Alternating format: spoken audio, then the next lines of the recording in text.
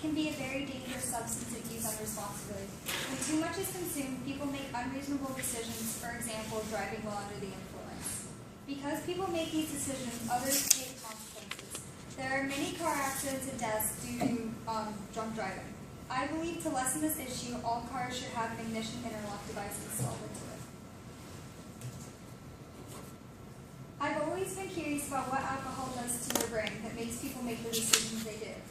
In this chart, it displays where the dopamine parts of your brain is, which is all of the blue highlighted or like lines, and what the serotonin pathways are, and that is all the red. And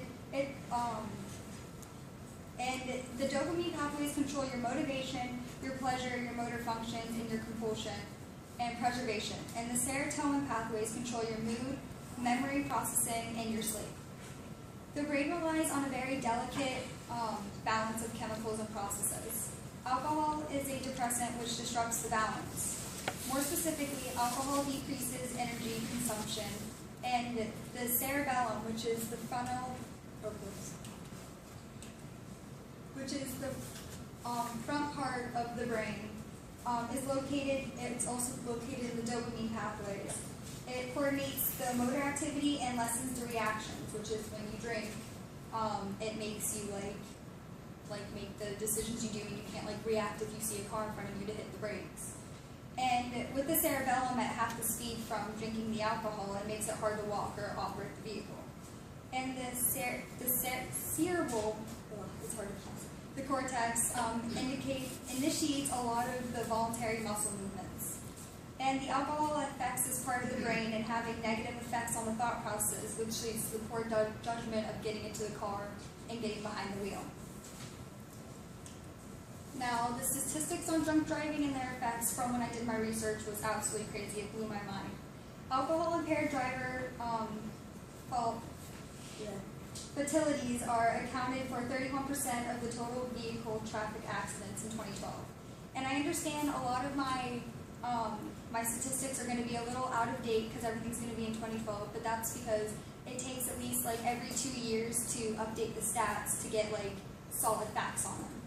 And every 2 minutes, a person is injured in a drunk driving crash, which is just absolutely unreasonable. And every day in the U.S., an average of 28 people die from drunk driving accidents. And in 2012, 10,322 people died in a drunk driving crash, and 290,000 were injured in drunk driving crashes.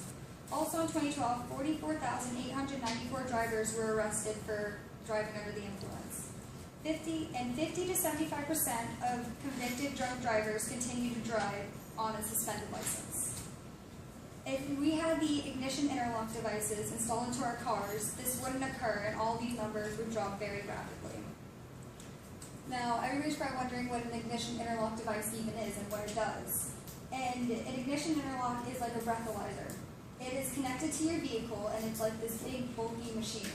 And you have a tube on it, what he's breathing into, and you blow into it, and it'll detect your alcohol level, in your breath. And if they detect any in it, any alcohol in your breath, then the car just won't start at all. The motor won't start, it's just nothing. And when you're under the influence, obviously you don't make the decisions. So if your car doesn't start, then you can't drive. So it prevents a lot from it. And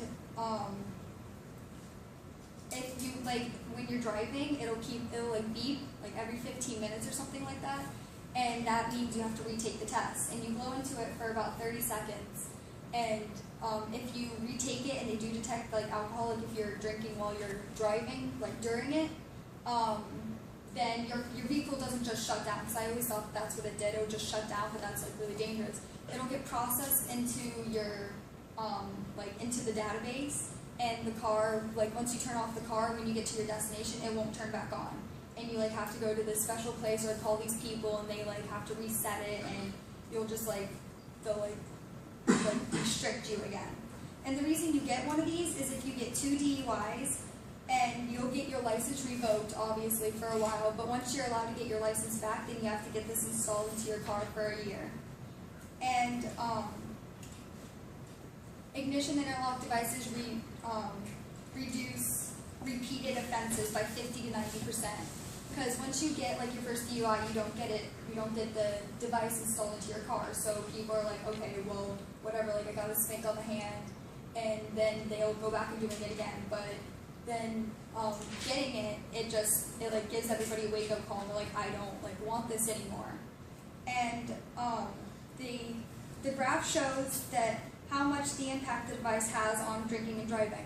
I know it goes only up to 2009, but the point is you can see how drastically the numbers have changed and how many lives it's saved, and how it's just like here when they wasn't required, it goes all the way down, and now the green shows like how many lives it's saved, and it's just continuously dropping. And I personally have experience with this device, which is what inspired me to do it. My dad is a recovering alcoholic, and when I was little, we went through a pretty rough time.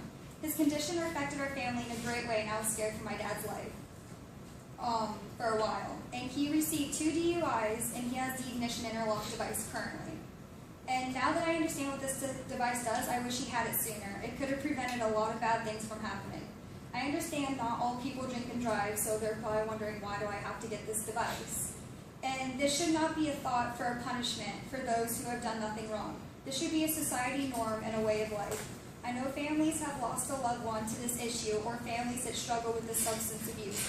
I would agree with having this device. And those that don't should. We are all at risk, and this one device can save hundreds of lives.